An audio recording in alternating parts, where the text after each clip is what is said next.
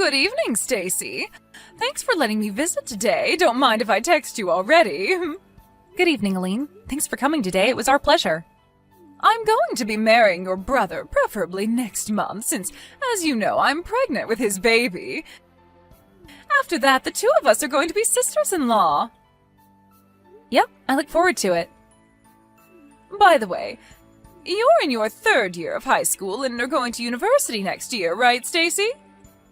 Yes. Are you going to be moving out once you graduate high school? I have no plans of moving out as of yet. Why not? Because I'm going to be entering a university that I can go to from home. But it's no use talking about that now. I haven't even taken the entrance examination yet, so who knows what will happen. Well, I guess that's true. Tell me when it's decided, okay? I'll probably be moving in with you starting next month. Oh, is that so? Well, I hope we can get along with each other when that happens.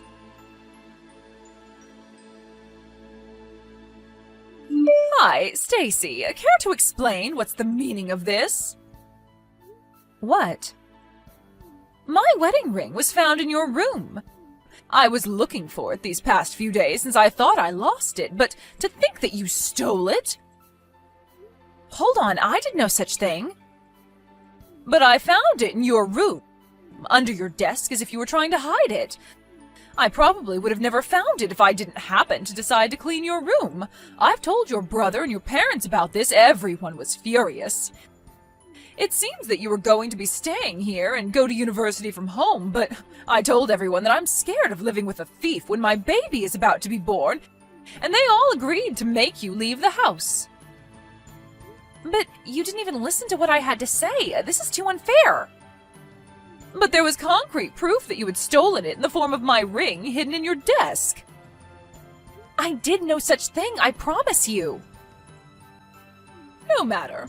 Just hurry up and come home. Your high school graduation ceremony should be done by now, so hurry up and pack your stuff because you're going to be leaving. I'm telling you, I didn't do it.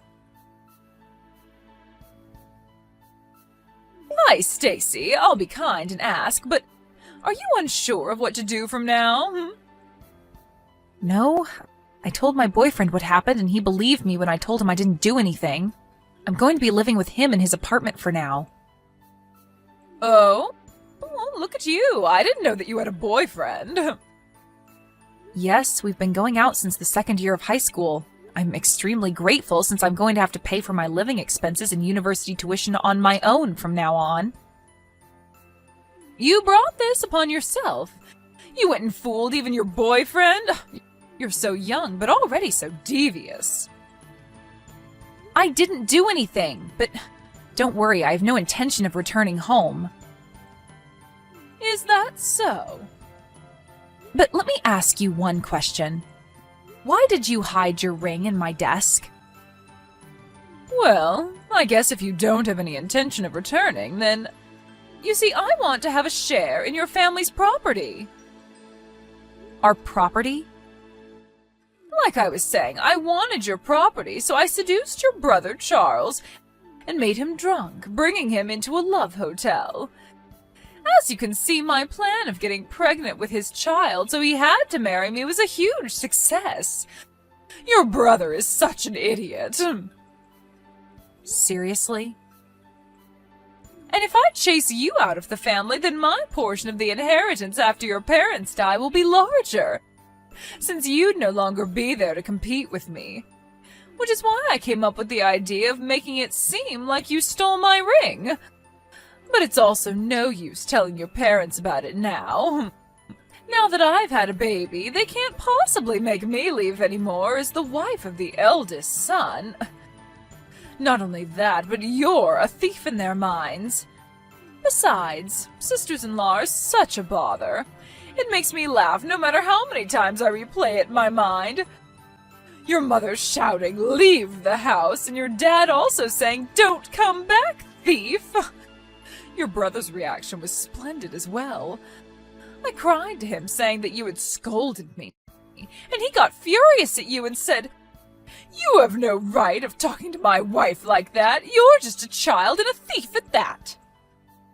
You're awful, Aline, but I don't need a family that listens to nothing their daughter says either. I'm cutting ties with this family. Oh, I'm glad then. I mean, of course they believed me over you. I'm the one who gave birth to your parents' first grandchild. And as the eldest son's wife, I'm also going to inherit your family's property. No one's going to believe a stupid child saying that she did nothing, even though she has no proof. I wanted to tell you those exact same words myself. What? Once I enter university, I plan on entering the film club. I bought a camera using the money I saved up in high school doing part-time jobs. What? There was one day where I accidentally left the camera recording in my room. You were caught clean on camera hiding your ring in my desk. What? I have no intention of returning home, so I'm not even going to bother showing it to my family, but just remember that I have definitive proof of what you did in my hands. Hold on. I also have our conversation by text as proof as well. Thanks for being cocky and telling me everything. Stop it! Don't forget that I can expose what you did whenever I want. No way! Hey, Stacy!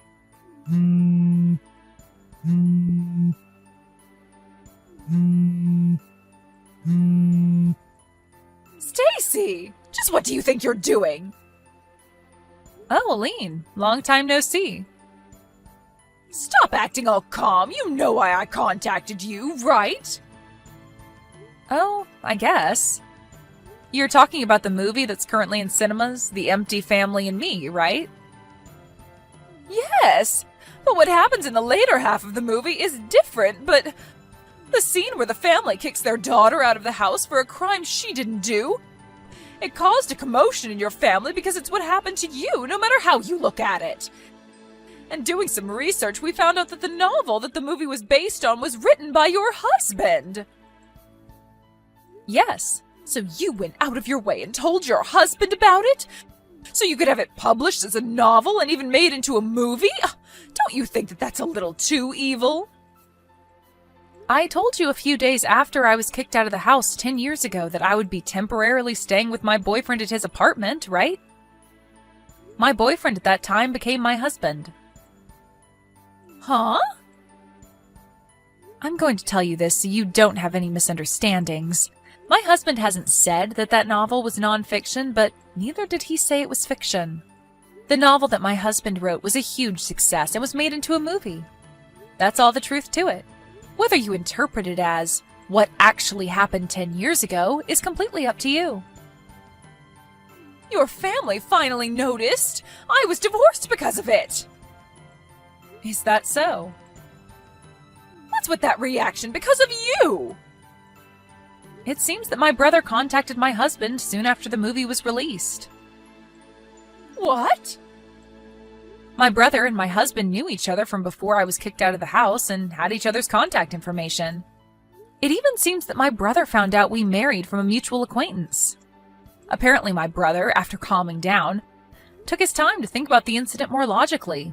But since all my parents could think about was their grandchild, he couldn't talk to them about it since they would always side with you. He spent the next 10 years unsure as to what really happened. But over time, my parents also started thinking a bit more logically. That movie was the final push they needed to be sure of my innocence. My brother had a lot of questions for my husband, so they met. And my husband told my brother everything that I had told him about the incident. Huh? He also showed him the camera evidence and screenshots of the conversation we had on text a few days later after I was kicked out. I had given them to my husband because he said that he wanted to use it as inspiration for his novel. No way! My husband, the author of that novel, he didn't tell me anything about it since I had already given up being reunited with my family.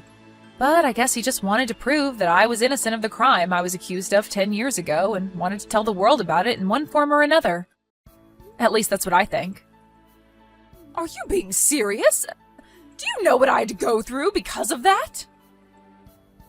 The baby you gave birth to as part of your plan in making my brother marry you wasn't actually my brother's child, right? It seems that my brother told my husband about that as well.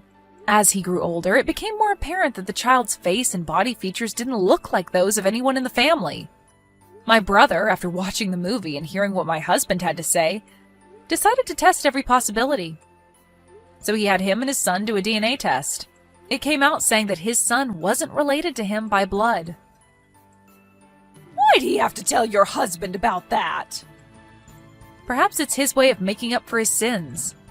I also heard about the fight over who would take custody of the child. My brother's trying to take custody, saying that even if they weren't related by blood, he was still his son who he had raised the past 10 years.